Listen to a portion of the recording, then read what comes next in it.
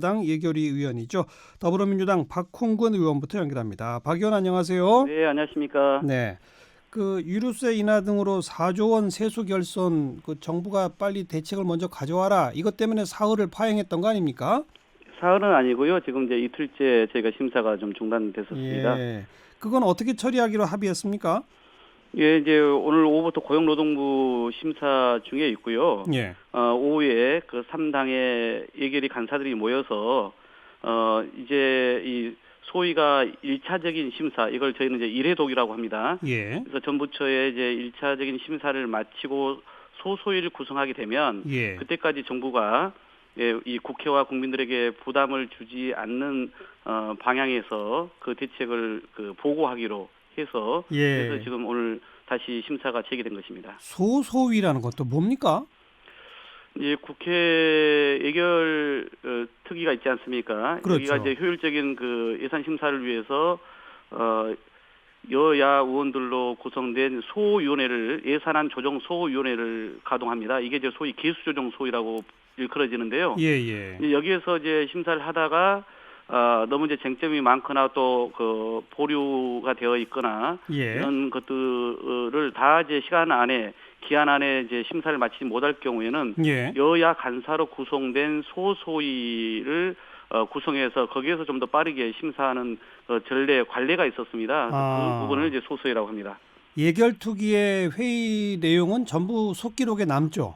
네, 그렇습니다. 그런데 우리 소위원회도 지금은 속기사가 들어와서 다 녹취하고 속기로 남기고 있고요. 네. 또 언론인도 한 명씩 배석해서 이걸 다 지금 기록을 하고 있습니다. 그런데 이제 소소위의 경우는 예. 그동안 따로 이렇게 속기를 남기지 않고 되게 간사들끼리 그렇죠. 쟁점을 중심으로 해서 이견을 좁혀나가는 과정이다 보니까 예. 그게 이제 기록이 남지 않는 그런 과정이었습니다. 그래서 지금 이 중차대한 문제를 소소위에 넘기기로 합의했다는 내용이 나오자마자 언론에서는 이거 뭐 깜깜이 밀실 협정, 정치적 거래하자는 거 아니냐라는 비판이 나옵니다. 어떻게 보세요? 저는 그 부분에 대해서 두 가지 말씀드리고 싶은데요. 우선은 이제 이게 세수 결손이라고 하는 표현은 정확하지가 않고요. 네.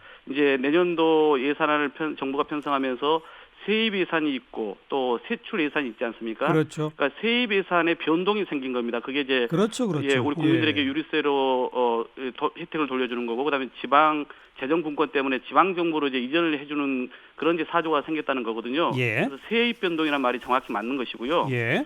그래서 이제 이 세입 변동이 사조가량 되었기 때문에 방법은 내년도 지출을 그만큼 확 줄이든지, 그렇죠. 예, 아니면 이제 다른 어떤 세입 대책을 세우든지 해야 되는 거 아닙니까? 네. 그래서 저희 입장에서는 우선은 내년도 정부가 가져온 그 지출 계획에서 최대한 우리가 감액 심사를 하고 있기 때문에 빠르게 심사를 하자. 예, 예. 그래서 거기에서 감액분이 어느 정도 가능할 수 있을 정도로 나오면 예. 거기에다가 이제 정부가 그 부족분을 예를 들어서 또 대책을 세울 수 있는 거 아닙니까? 네. 더구나 이제 지금 정부가 발표한 이런 지방 재정 분권은 여야가 다 공히 그동안 요구를 정부에다 해온 사실이란 말이죠. 예, 예. 그렇기 때문에 관련된 법안이 또 국회에서 통과돼야 이게 확정되는 겁니다. 세입 변동이. 그렇죠. 그런 절차가 거치지 않고 바로 지금 먼저 그 세입 변동에 대한 대책을 세우라는 것은 예. 한창 밥을 짓고 있는 상황에서 숭늉 바로 내놓지 않으면 뭐 불 끄고 그냥 솥 없겠다 하면서 얼음장 놓고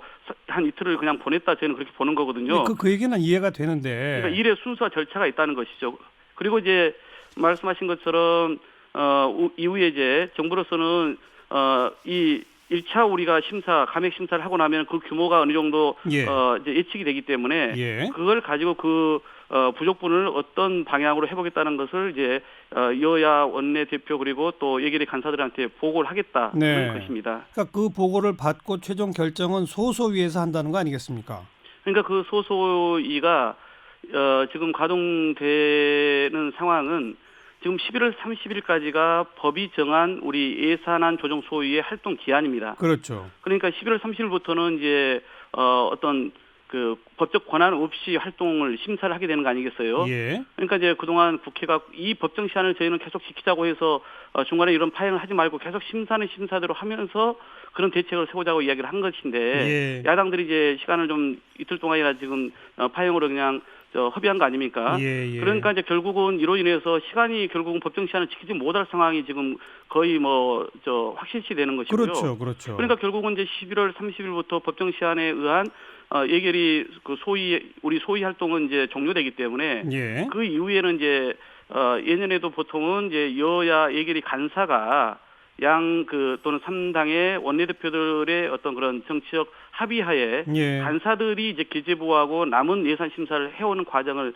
밟았습니다. 그러니까 저희도 이 소위에서 이 감액 심사도 완료하고 또 증액 심사도 하는 것이 마땅히 옳다고 생각하고 있고 그런 것을 여러 번 주장을 해왔는데요. 근데 이미 시간이 지났으니까 네, 이미 어쩔 수 없이 간사 간 협의로 간다 이 말씀입니다. 그럴 상황으로 알겠습니다. 보입니다.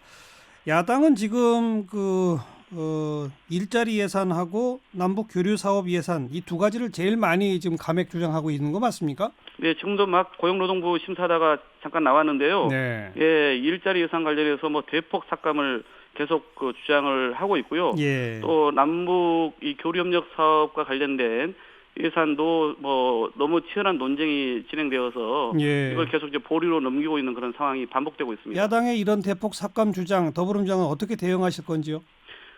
우선 이제 저희는 최대한 이 안에서 설득을 하고 있고요. 결국은 이제 큰 일자리 사업이건 경협 교류 사업은 이제 이 소소이나 또 여야 원내대표들의 협상 의제로 올라갈 것으로 보여집니다. 그러나 저희는 지금 이 일자리 문제는 너무나 그 민생 경제 어려운 상황에서 예. 이 일자리 예산을 통해서 민간 부문의 일자리 창출을 지원하고 독려하고 예. 또 공공 부문에서 일자리를 통해서 마중물 역할을 해야 되기 때문에 예. 정말 이거야말로 필요한 예산이다라고 좀 간곡히 호소를 하고 있고 이 때를 놓치면은 네. 더 고용 상황이 악화될 수 있는 거 아니겠습니까? 알겠어요. 네네. 원내대표 간 합의상으로 넘어갈 것 같다는 얘기는 뭔가 정치적 빅딜 타협을 보겠다 이런 얘기로군요. 그러니까 작년에도 보면은 예를 들어서 주요한 그 6, 7개 정도의 의제는 네. 원내대표들이 마지막에 각 당의 정책위 의장 또는 예결위 간사들하고의 협상을 통해서 예. 그런 어떤 규모나 시행 시기나 이런 것을 조정한 바가 있고 해마다 그렇게들 해왔습니다. 네, 지켜보겠고 지금 민주평화당에서는 예산안 통과 협조할 때 전제 조건으로 선거구제 개편을 내걸고 나왔는데 이건 어떻게 대응하실랍니까?